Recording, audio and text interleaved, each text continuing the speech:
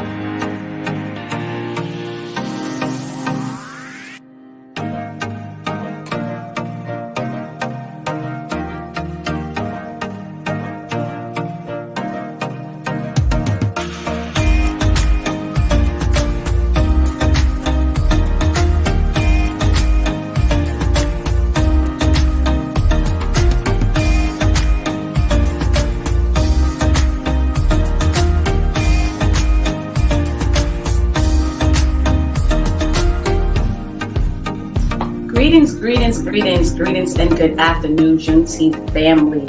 Welcome to another weekly edition of our Luncheon Line. E is exhaling, having an opportunity to breathe, to rest, to refill yourself and rejuvenate yourself because no one can pour from an empty cup. As you evolve and become more of yourself, you begin to attract the people that are there for you.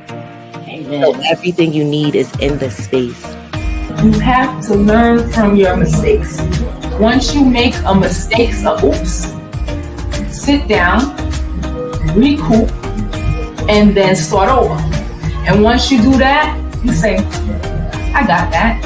See, Juneteenth means to me, I would definitely say empowerment and education.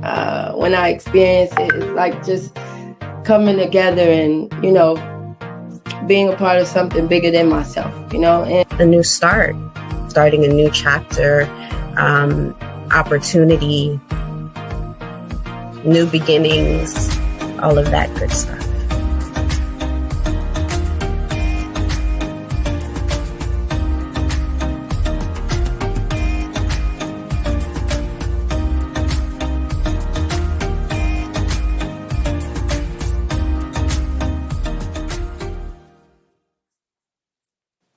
Greetings, greetings, greetings, and good afternoon. Can you guys hear me now? Keisha, will you drop in the chat and let me know if you can hear me in our private chat, please? And thank you. I'm hoping you guys can hear me. I was starting out at the top, letting you guys know that we are experiencing a little bit of technical difficulties today. Okay, good. I'm glad you can hear me.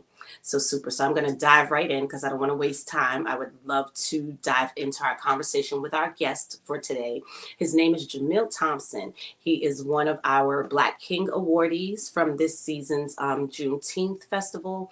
And pretty dope fella. He's here to talk about assisting the community. I take it as partnering with power, something we're going to be discussing, ways that we can partner with each other to attain our goals. So let's bring Jamael up to the stage, please. Sorry about that. Hey, good afternoon. How you doing? Let's hope that the virtual world is kind to us and lets us get through this conversation. Lets us share with the community what they need to hear. So I'm actually going to pass the stage right over to you. We're going to talk about assisting the community. I want you to share with us how you do that. I see in your bio that you are a founding chapter. I'm a member of the founding chapter of 100 Black Men, which is a group back home that has always just made me proud.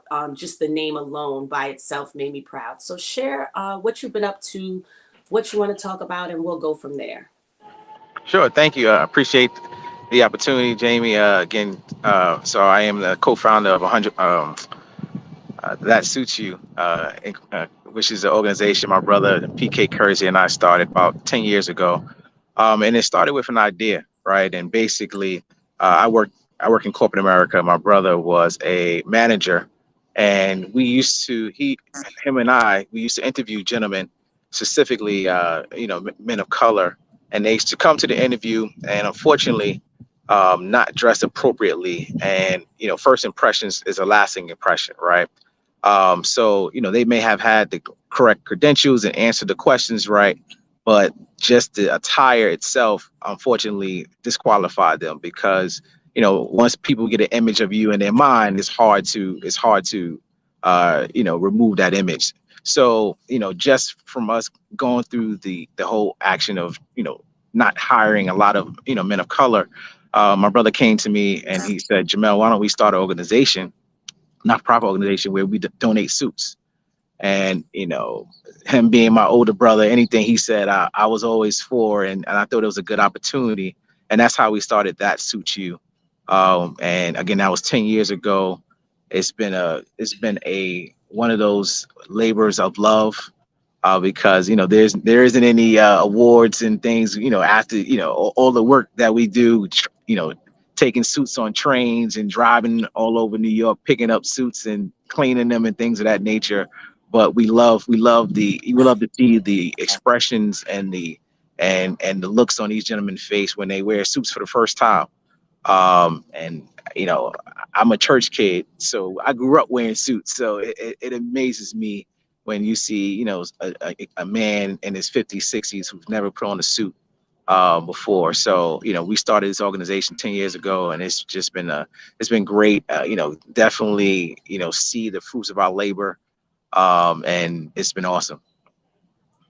So I'm thinking I've seen tons of those type of programs for women. So it's really nice to hear, because when you're not of a specific area, you don't you just don't think about it. You don't think about is this out there for our men as well. So it's pretty dope that is, and what you shared about the experience of first time, that's literally what came to my mind. I'm like, because what I do know about our people is when we're poured into, it definitely uplifts us. Our vibration, the energy in our faces, the energy in everything kind of changes. And success is right there. So definitely it's just waiting for us to come out and grab it. So something like that first impression and having that suit makes all the difference. So that's pretty dope. So we definitely have some engagement from Athenia. Athenia says, I remember when you first got started. I remember you tabling at Juneteenth when you were just starting to get the word out. I was so excited to hear that some brothers were putting this together. So yeah, Right. so that's the interesting thing. You know, I love that Athenia added that level of this Black Kings awardee dinner that started last year, or actually it was a brunch last year and now a dinner this year, or a gathering, because you're right, there are no, you know, we have what is it, something rocks. There's a few different organizations that have become Black Girls Rock. I can't think of it right now, but I'm sure you know what I'm talking about. Just for success. Where they start to no, it's an award show. I can't think of Oh. name is like right on the tip of my tongue. It has rock in it, but it's basically us awarding our community members and the people in our communities that are doing different things in all different areas of life. And you're right, it's not enough organizations that big. So I'm just happy that organizations like ours that are slowly building and slowly coming up take the time to recognize our folks and recognize what's going on out there. So how do you motivate and inspire others outside of just with this, like providing suits, to realize their full potential?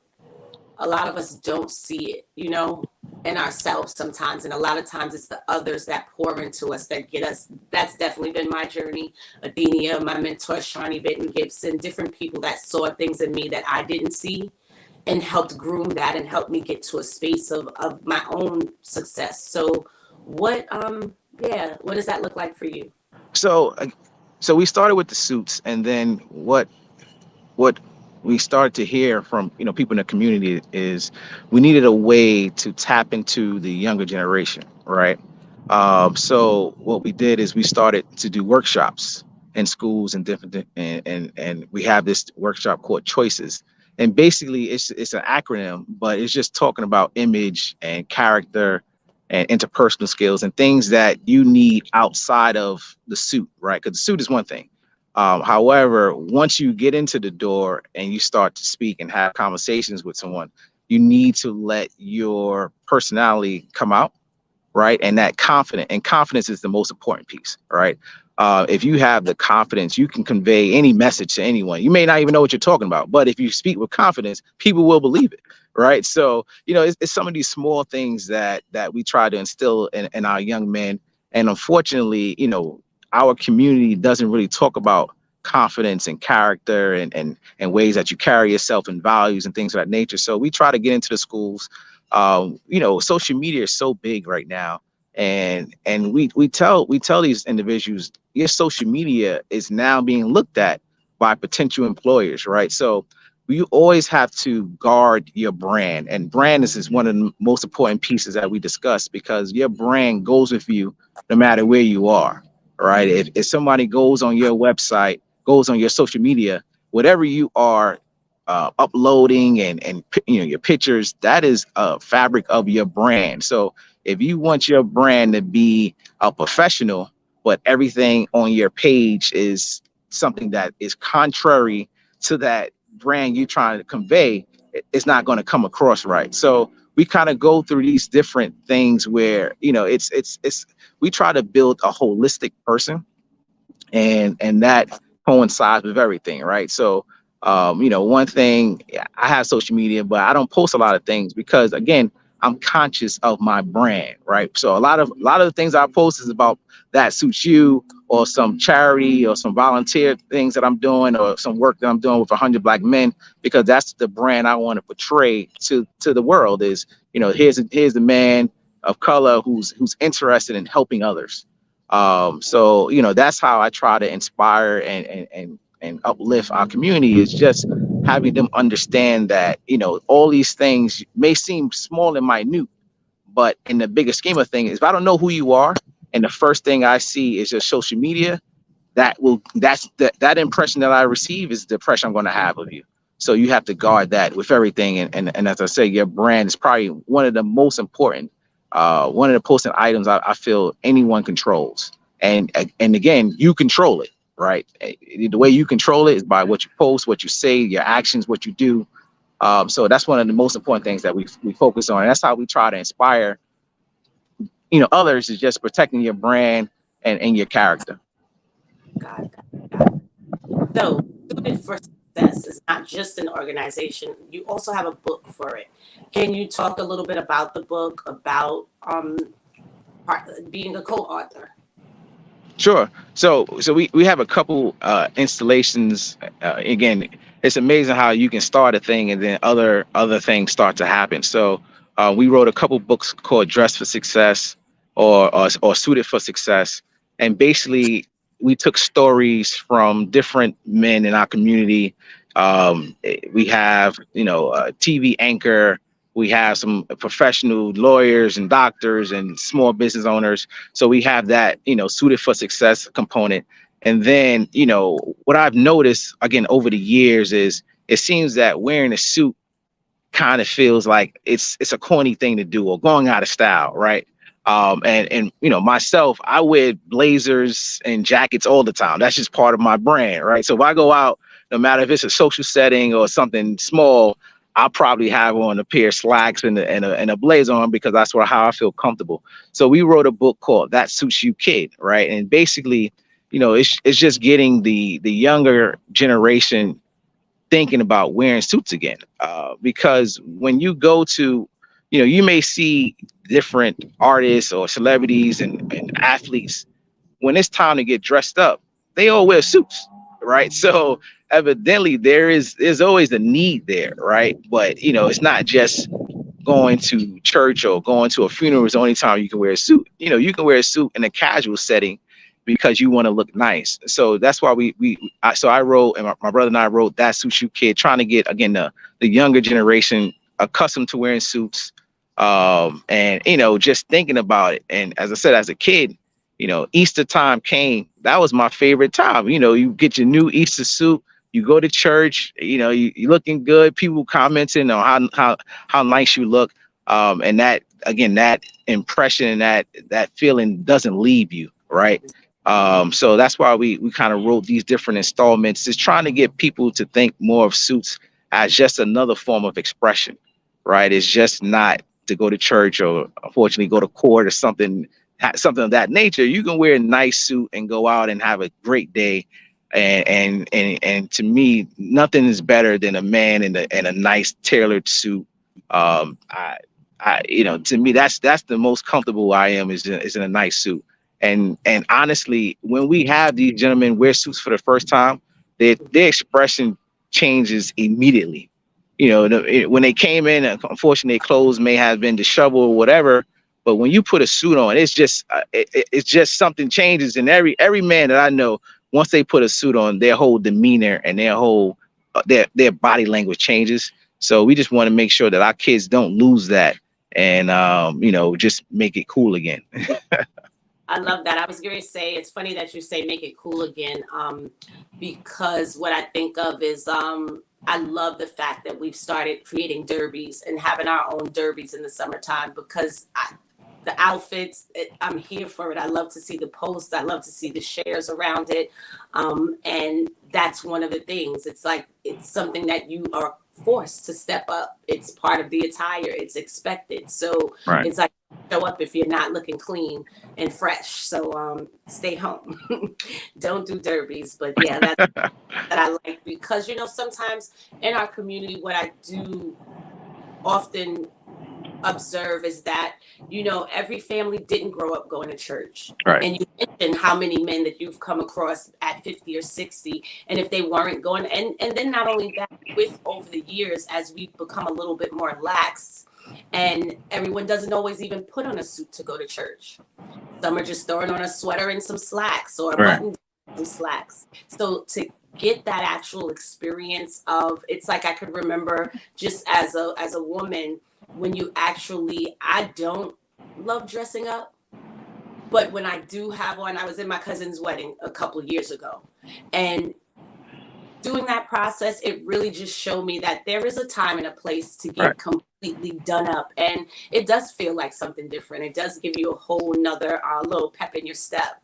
Mhm. So I do love that. So your experience in economics, how do you think that that helps you as a motivational speaker and a community member? And how are you able to incorporate that into Suited for Success? So I guess the main thing is, specifically when you talk to the youth, the conversation comes back to wealth and money more times than often, right? And what happens is your appearance can get you into places, and get you to meet the people, and they will have a conversation with you if you look a certain way, right? Unfortunately, this is the society we live in, right? So people, they look at you first. So whatever impression you're putting out there. So if I'm going to a meeting, a business meeting with a client, and I come in with Jordans or a sweatsuit on, I'm not going to have the same conversation if I walked in the door with a nice suit on. That is because your natural implication is, oh, this person isn't serious, and that's just society, right? That's just not Jamael talking.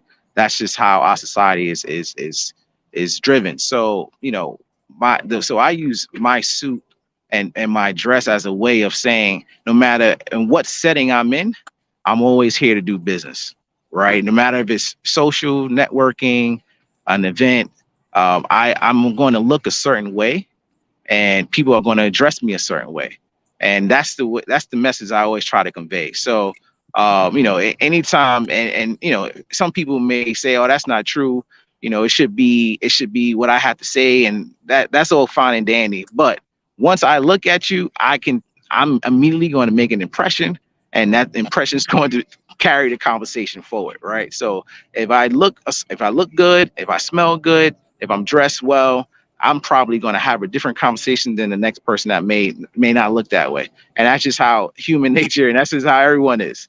I don't care who you are. You got to get past the first impression to have the second conversation. And to me, that's how I incorporate the business aspect of it in economics and my commercial banking experience. Just telling them, like, listen, your first impression is always going to carry the day, because that's how people are going to perceive you, no matter what. Yeah, I'm definitely a firm believer of, we have to learn how to, if we want to be a part of the system, if you want to be in corporate America, even, and not even just in corporate America, because even as small business owners, if you want to get capital, if you want to be approved for things, if you want to be acknowledged and seen and heard, you have to care about how you present yourself. So that's kind of what's been sticking out for me from the top, is that I think sometimes we get confused that because it's like, oh, I don't choose to operate in corporate America, or Right. I didn't just go to school, I'm just doing this, I'm just doing that. Whenever we minimize whatever we're doing, we're selling ourselves short. Right. And there's someone that is not going to, because it, like you said, it's human nature to judge. We're judgmental folks, and we will judge based on the first impression, regardless of what. And that goes across the board. That's in business and dating and friendships and everything. Right. You don't want to partner with someone if you're assuming that there are things that don't match up with who you are, or don't align with, what you want as part of your business. So, And people would treat you accordingly. I recently heard a story from a gentleman, and he said when he was in college, he used to go home on a train, right? And part of this is back in maybe the 70s, 80s, where wearing suits was a common thing. He said he went to go buy his ticket on Amtrak, and he had a suit on, and he didn't realize it, but they upgraded his seat to business class, and he was paying for a regular coach seat. So when he realized where he was sitting, he went to the conductor, and he said, "Hey, I want to make sure I wasn't charged incorrectly. Business class is different. It's a different tax. Different cost there." And the person said, "No, because of the way you was dressed, I felt you didn't need to be in coach. You should have been in business class, right?"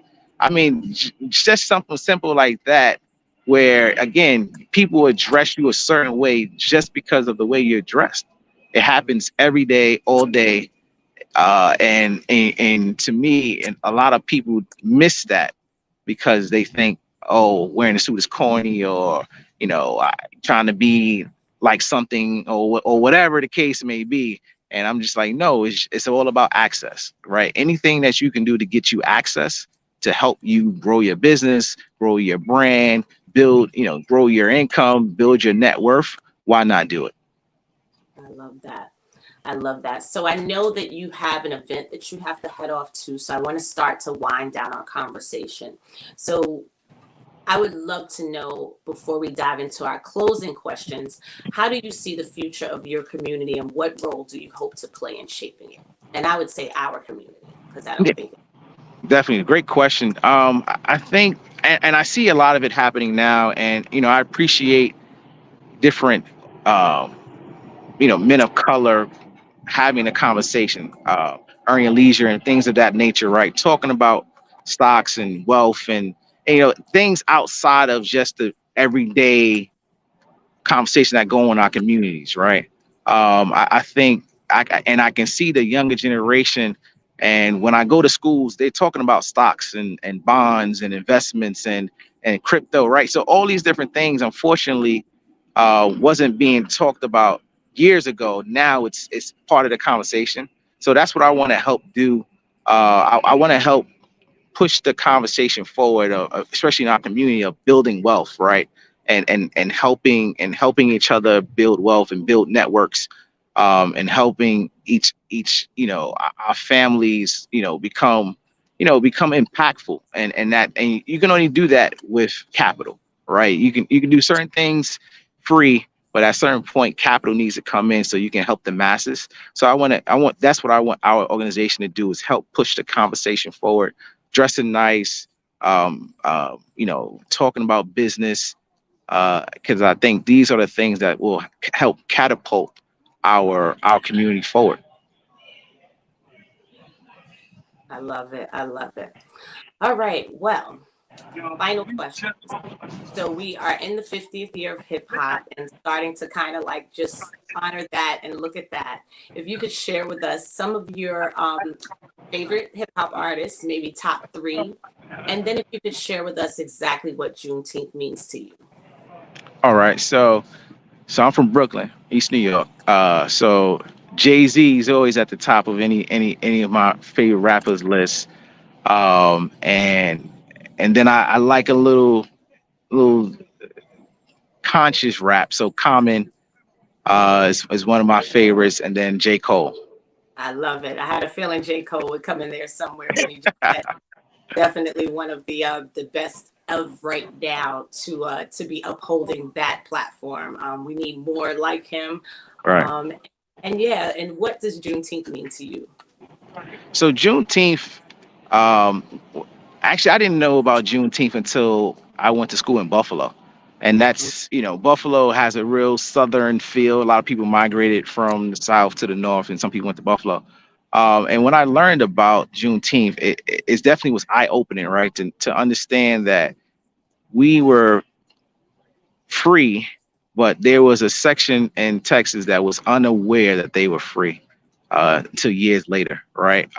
And that's access, right? And having knowledge and things of that nature. So the fact that we are putting a spotlight on Juneteenth, it to me, it's a spotlight on our ancestry, on what our ancestors have went through, how they have overcome.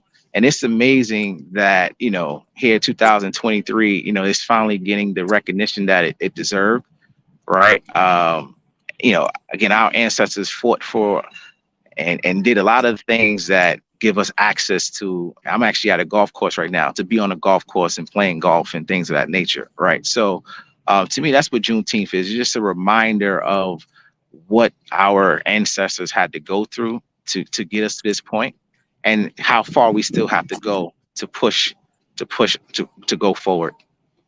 Amen. Ashe. Well, thank you. We definitely have a few people that dropped in the chat. So just saying hello to you all. Thank you for joining. And thank you, Peter Cooper from London, England. We appreciate you stopping in. And Jamael, it's been a pleasurable conversation. Keep up the good works out there, brother, and hope to see you here again, coming and bring some more information to the community. Well, thank you for your time, Jamie. I appreciate you and the Juneteenth family. Thank you for this opportunity. Have a good day. All right. All right, community. I actually love Jamael's response for what Juneteenth means to him. I do want to share that we will start having some upcoming conversations about laws that are shifting and changing and trying to bring Jim Crow laws back into the South. So if you're out and about and you're in politics and you know something about this topic, or you live in a state that's being impacted by this topic and would love to come and be part of a panel, please reach out. You can DM us, and we will make that happen, because this is definitely a conversation that has to be had. We want to stay empowered. We want to stay free. We want to stay being able to do exactly what we want, and what we don't want are laws that will block and stop us. So next week's guest is Kevin Jean Jacques, and he will be letting us experience the metamorphosis from pixels to purpose. Looking forward to more of that. That doesn't really let me know what we'll be talking about, but I'll be looking forward to that conversation, and I hope you will join us. Don't forget to like, subscribe, and follow our pages, and I will see you guys next week. Thanks for being with us.